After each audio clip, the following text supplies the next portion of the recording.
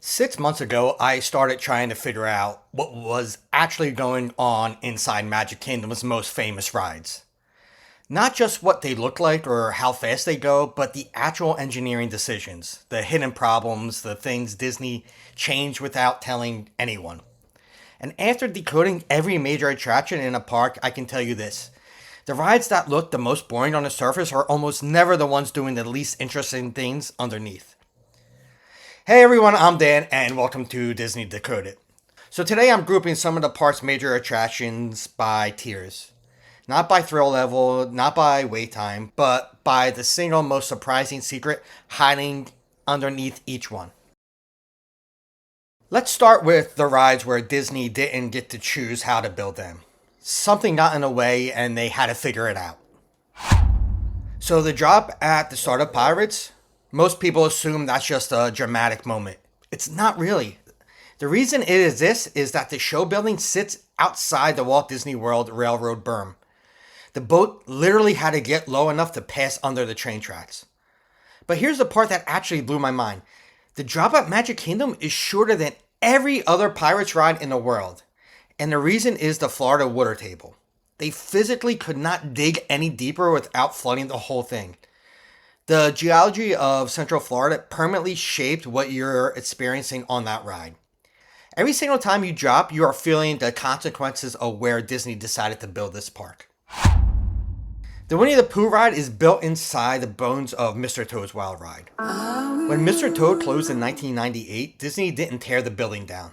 They just moved in. The problem was the building had two completely separate track systems running at the same time. Two different boarding areas, two different paths, and Disney had to engineer one continuous ride through a footprint that was designed for something completely different. That's why when you're in the Pooh ride, it feels so packed.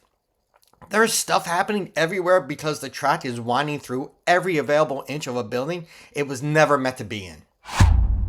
For 40 years, Magic Kingdom could not fit Dumbo's wait times.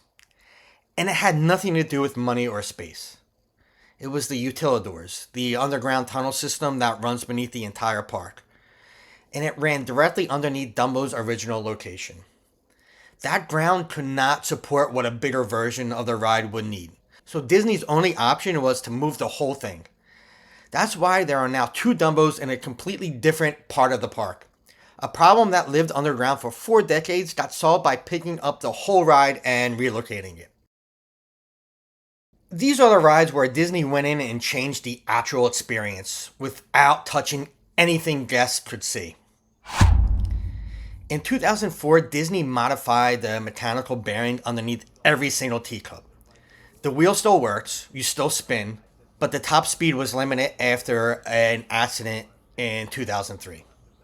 There's no sign, no announcement, no visible change of any kind. Guests who rode the teacups before and after 2004 were experiencing a fundamentally different ride and had absolutely no idea. The physics changed, the appearance didn't. This one just happened. So after 16 months of closure, Disney replaced every single inch of steel track, lowered the height requirement from 40 to 38 inches, and added a whole new finale scene that had been missing from the story since the ride opened in 1980. From the outside, the mountain looks exactly the same as it always did, but the ride running inside is genuinely a different machine. And finally, the story system got recalibrated in 2026, but honestly, that's not the interesting part. The interesting part is what's been there the whole time. Buzz Lightyear runs on the same Omnimover chassis that was built for a 1972 ride called If You Had Wings. Imagineers took a 50-year-old conveyor belt system designed for a passive aviation exhibit, bolted laser guns onto it, and built a whole interactive game around it. The technology carrying you through the attraction right now is older than most of the guests riding it. Magic Kingdom is a smallish park on paper. The reason it doesn't feel that way is because Disney got incredibly good at hiding how much space these rides actually take up. I want you to look at Space Mountain next time you're there and think about this. That dome is built inside out. To keep the inside completely open, no columns, no supports, just two roller coasters running in total darkness, The structural beams are on the outside. Those 72 concrete ribs you can see running up the exterior are holding the roof up from above. The building is wearing the skeleton on the outside, so the inside can be completely open. The manor house you walk through to get to the Haunted Mansion is basically a movie set. The actual building, the one with the ballroom and the graveyard and the endless hallway, is a massive warehouse hidden behind it. At Disneyland in California, you actually go underground. At Magic Kingdom, you don't. The ceiling rises above your head, because what you're actually doing is walking through the back of the facade and into a completely separate building on the other side. You leave the park without knowing it. Peter Pan looks tiny from the outside. The show building behind the facade is way bigger than it appears. To pull off the effect of flying over London at night, the lighting, the forced perspective, the suspended sets, Disney needed a lot more space than the entrance would ever suggest.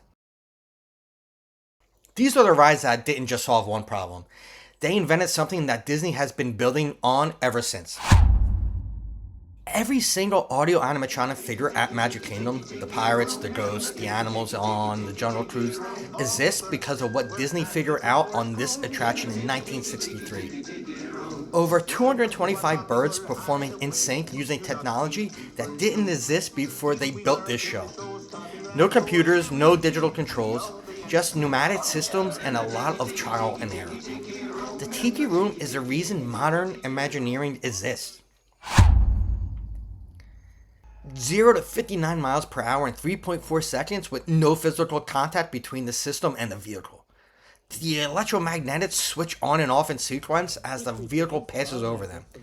It's the most advanced propulsion technology currently running at Magic Kingdom, and you experience the whole thing in about 3 seconds before you're outside wondering what just happened.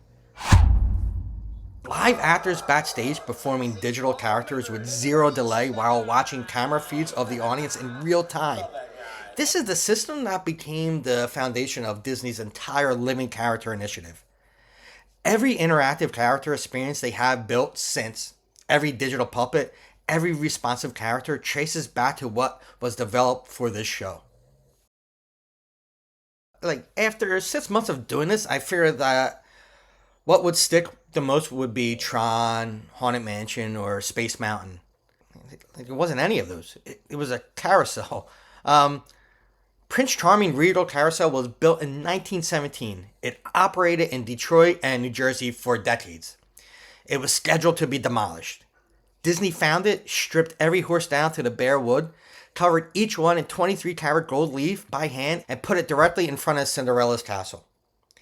It has been running every single day since Magic Kingdom opened in 1971. Most guests walk right past it to get to Haunted Mansion, Space Mountain, or Peter Pan. But most of them have no idea they just walked past the oldest thing in the park. That one actually stayed with me. I had no idea it traveled that far just to get to where it is now. So that's it for Magic Kingdom. For now. Next up, we're going to head over to Epcot. So make sure you're subscribed with notifications on, and you'll see me in the next one. Bye.